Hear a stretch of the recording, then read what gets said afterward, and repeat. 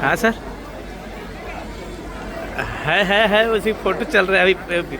द्रौपदी चिरहरण खत्म हुआ और फोटो चल रहा है।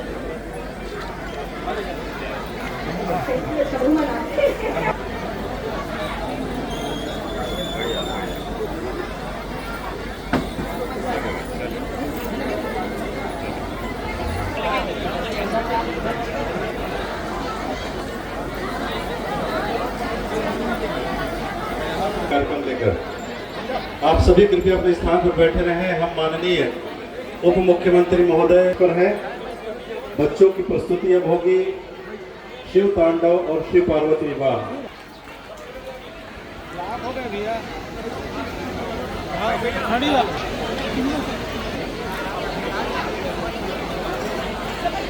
लीजिए बच्चे तैयार।